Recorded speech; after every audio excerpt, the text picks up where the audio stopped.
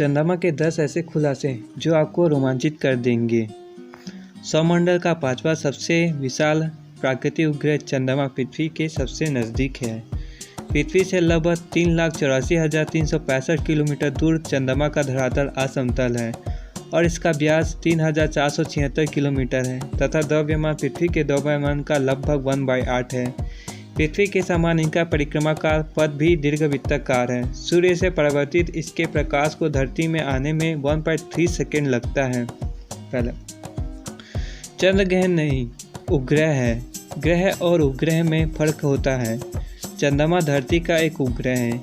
इसी तरह शनि, बृहस्पति, प्लूटो आदि ग्रहों के भी उपग्रह अर्थात चांद हैं।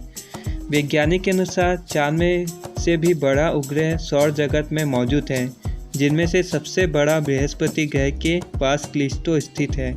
इसके अलावा शनि का टाइटन और ईओ भी चंद्रमा से बड़े हैं। चंद्र को जीवाश्म ग्रह भी कहा जाता है। सेकंड, कैसे बना चंद्रमा? चंद्रमा लगभग 4.3 करोड़ वर्ष पूर्व धरती और थियो ग्रह मंगल के आकार का एक ग्रह के बीच हुई भीषण टक्कर से जो मलबा पैदा हुआ उसके अवशेषों से बना था।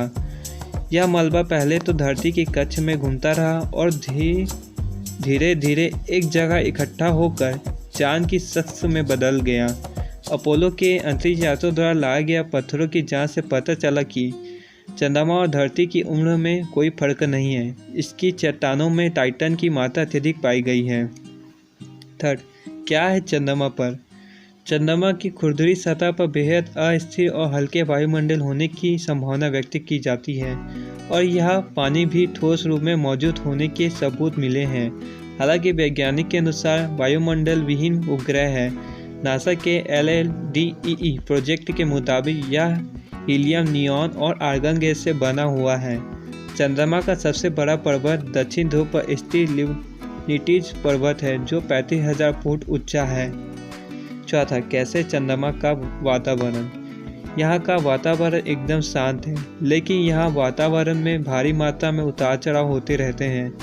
चंद्रमा की सतह पर धूल का गुब्बारा सूर्यास्त के समय मंडराता रहता है। वैज्ञानिक के अनुसार इसका एक कारण अणुओं का इलेक्ट्रिक चार्ज होने हो सकता है। ऐसा सूर्य वाली दिशा में ही होता है। हालांकि धूल चिपचिपी है, जिसके चलते वैज्ञानिक के उपकरण खराब हो जाते हैं। यदि कोई अंतरिक्ष यात्री वहां जाएगा तो उसके कपड़े पर धूल जल्दी से चिपक जाएगी और फिर उसे निकालना मुश्किल होता है।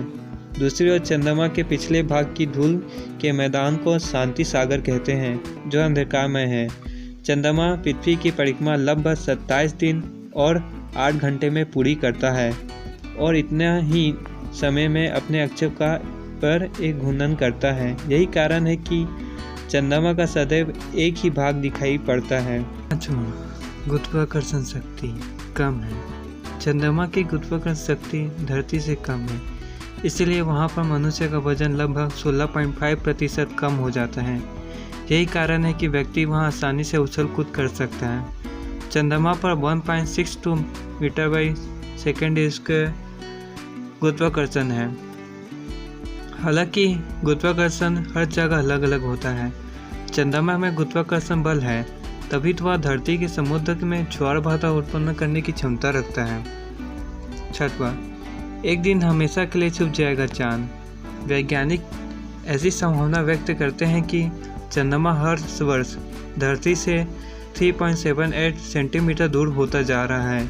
एक निश्चित दूरी होने पर चंद्रमा धरती की परिक्रमा करने में 28 दिन की बजाय 47 दिन लगाएगा।